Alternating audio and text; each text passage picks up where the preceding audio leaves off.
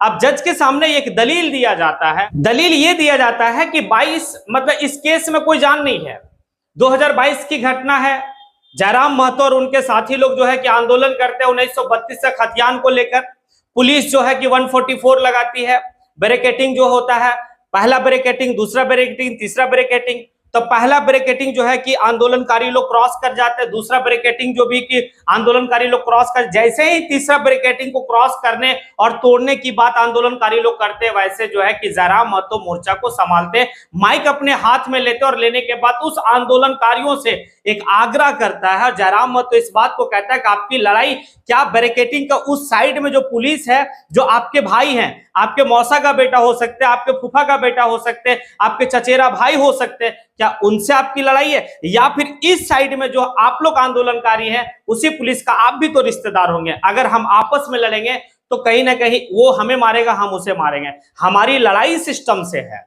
जय हिंद, जोहार, झारखंड। मैं शमशाद आलम। जिस मुद्दे पे बात करने वाले वो मुद्दा है आपका कि जयराम महतो का केस को लेकर 6 मई को सुनवाई वाला था। सुनवाई हुआ तो क्या हुआ, क्या जयराम महतो को बेल मिला या नहीं मिला, या फिर जो है कि एक इस केस में ये हुआ कि नो कोर्सिव जो है कि लगा दिया गया इस केस में। आखिर नो कोर्सिव क्या है, ये सारी बात को हम लोग समझेंगे। और जयराम महतो का जो वकील है रितेश महतो का दलील क्या था उस जज के सामने, जिस जज के सामने दलील देने के बाद उस केस में, नगरी थाना के केस में नो कोर्सिव लगाया गया। चलिए चलते और सारी बात को विस्तार रूप से समझते हैं कि मामला क्या क्या था और कैसे कैसे क्या हुआ। तो 1 तारीख का घटना है, 1 मई यानी कि मजदूर दिवस के दिन जयराम महतो अपना नॉमिनेशन करवाने बोकारो का डीसी कार्यालय जाते हैं। उसी दरमियान में नगरी थाना के पुलिस आता और आने के बाद उन्हें जो है कि डिटेंट करता है, फिर जो है कि गिरफ्तार करने की सारा ड्रामा चलता है। वो ड्रामा पूरे झारखंड ने इस चीज को देखा और केस जो है कि 2022 का केस था और केस में सारी बात होती है। उसके बाद जयराम महतो वहां से जो है कि कहां चले जाते हैं, यानी कि पुलिसिया अगर लफ्जों में कहे तो जयराम महतो फरार हो गए। उसके बाद जयराम महतो के वकील रितेश महतो जो है कि वो 2 तारीख को फाइल करने के लिए करने वाले कोर्ट में गए, लेकिन 2 तारीख को नहीं हुआ। अंततः 3 तारीख को जो है कि केस को फाइल किया गया बेल को लेकर। जब बेल को लेकर जो है कि कोर्ट गया तो 3 तारीख को जो है कि फाइल होने के बाद 4 तारीख संडे पड़ता है। 5 तारीख को टाइम दिया गया था कि 5 तारीख को इस केस में सुनवाई होगा, बेल के ऊपर सुनवाई होगा। लेकिन 5 तारीख को यह होता है कि जो कोर्ट है उस कोर्ट को ट्रांसफर कर दिया जाता है। ट्रांसफर का मतलब यह है कि कोर्ट अगर जिस केस में ट्रांसफर कर दिया जाता है तो उस केस में अगले 24 घंटा तक कोई सुनवाई नहीं होगा। जो सुनवाई होगा वो 24 घंटे के बाद होगा। तो 5 तारीख भी टाइम खत्म। 6 तारीख को 7:30 बजे समय दिया जाता है कि इस केस को लेकर जो है जयराम महतो का, जिस केस को लेकर जयराम महतो फरार है, उस केस को लेकर जो है कि 6 तारीख को सुबह 7:30 बजे सुनवाई होगा। और जब सुबह 7:30 बजे जयराम महतो का वकील जो है रितेश महतो जब कोर्ट पहुंचते हैं तो वहां पर भी जो है इस बात को कहा जाता है कि भाई आज भी कोर्ट जो है कि ट्रांसफर होगा, यानी कि अगला 24 घंटा फिर इस केस में सुनवाई नहीं होगा।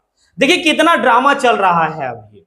लेकिन अंततः जो है कि यहाँ पर रितेश महतो जो जयराम महतो का वकील है वो जज साहब से रिक्वेस्ट करते हैं, वो इस बात को कहते हैं कि जो है बड़ा इंपॉर्टेंट केस है, बड़ा पेचीदा केस है, इस पर सुनवाई किया जाए और रिक्वेस्ट करते हैं, हम्बल रिक्वेस्ट करते हैं। और अंततः जो है जज साहब उनके रिक्वेस्ट को एक्सेप्ट कर लेते हैं और सुनवाई जो होता है वो 6 मई को सुनवाई होता है। समय दिया जाता है 9:30 बजे और 9:25 पे जयराम महतो का वकील के पास जो है कि फोन आता है और भागे भागे वो जो है, और उनके साथ में मोतीलाल महतो भी हैं। मोतीलाल महतो जाते हैं और जाने के बाद जो है कि सारा प्रक्रिया कोर्ट में स्टार्ट होता है जज के सामने।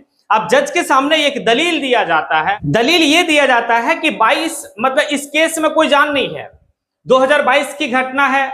जयराम महतो और उनके साथी लोग जो है कि आंदोलन करते हैं 1932 से खतियान को लेकर। पुलिस जो है कि 144 लगाती है। बैरिकेटिंग जो होता है, पहला बैरिकेटिंग, दूसरा बैरिकेटिंग, तीसरा बैरिकेटिंग। तो पहला बैरिकेडिंग जो है कि आंदोलनकारी लोग क्रॉस कर जाते हैं, दूसरा बैरिकेडिंग जो भी कि आंदोलनकारी लोग क्रॉस कर, जैसे ही तीसरा बैरिकेडिंग को क्रॉस करने और तोड़ने की बात आंदोलनकारी लोग करते हैं, वैसे जो है कि जयराम महतो मोर्चा को संभालते, माइक अपने हाथ में लेते और लेने के बाद उस आंदोलनकारियों से एक आग्रह करता है। जयराम महतो इस बात को कहता है कि आपकी लड़ाई क्या बैरिकेडिंग का उस साइड में जो पुलिस है, जो आपके भाई हैं, आपके मौसा का बेटा हो सकते हैं, आपके फूफा का बेटा हो सकते हैं, आपके चचेरा भाई हो सकते हैं, क्या उनसे आपकी लड़ाई है? या फिर इस साइड में जो आप लोग आंदोलनकारी हैं उसी पुलिस का आप भी तो रिश्तेदार होंगे, अगर हम आपस में लड़ेंगे तो कहीं ना कहीं वो हमें मारेगा, हम उसे मारेंगे। हमारी लड़ाई सिस्टम से है, हमें इस पुलिस से हमारी लड़ाई नहीं है।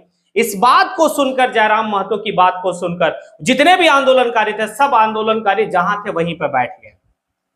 और उस दिन इस बात को मतलब रांची का ग्रामीण एसपी नौशाद आलम वहीं पे प्रेजेंट है और वो अपने बाइट में इस बात को कहते हैं कि जो 144 का जो सरहद था, उस सरहद को आंदोलनकारी लोग क्रॉस नहीं किए थे। जयराम महतो एक अच्छा लड़का है, जयराम महतो जिस तरह से सूझबूझ कर जो अपना परिचय दिए, इनके ऊपर तो कोई केस बनता ही नहीं है। ये ग्रामीण एसपी नौशाद आलम कहते हैं रांची का। 3 और भी वहां पे जितने भी, यानी कि 2 और डीएसपी रैंक का अधिकारी जो है उस दिन वहां पे लगाया गया था, सभी लोग जो है कि इस बात को देखे और अप्रिशिएट किए हैं कि इस लड़के में दम है, जयराम महतो में। अब मसला ये बात समझिएगा, ये सारी दलील होती है कि लड़का पीएचडी कर रहा है, लड़का छात्र है, लड़का आंदोलन कर रहा है अपने हक के लिए, झारखंडियत के लिए, और अंततः जो है कि जज साहब इस दलील को सुनने के बाद इस बात को कहता है कि इस केस के ऊपर नो कॉर्सिप लगता है। नो कॉर्सिप का मतलब हम लोग समझेंगे क्या है। कहता है नो कॉर्सिप का मतलब ये कि जब तक इस केस में सुनवाई होगी, यानी कि जो नगरी थाना का केस है, जब तक सुनवाई होगी तब तक जो है कि पुलिस जयराम महतो को गिरफ्तार नहीं कर सकती है।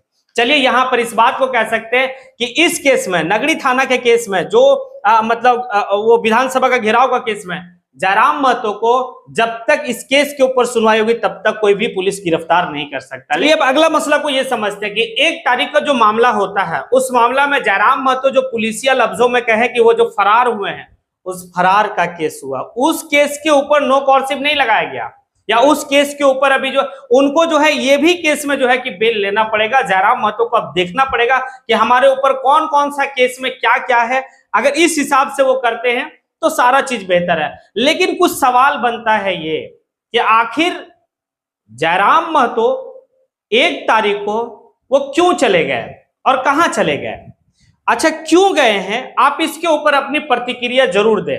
और मेरा नेक्स्ट वीडियो जो बनेगा वो इसी के ऊपर बनेगा, आखिर जयराम महतो वहां से क्यों चले गए। हम फरार वर्ड नहीं कहेंगे, क्योंकि जब तक कोर्ट इसे मुजरिम नहीं करार देता तब तक हम फरार वर्ड नहीं कहेंगे। अगर हम किसी बीच में फरार वर्ड अगर बोले होंगे तो उसके लिए सॉरी है, क्योंकि कोर्ट किसी को फरार घोषित करता है तभी आप फरार कह सकते हैं।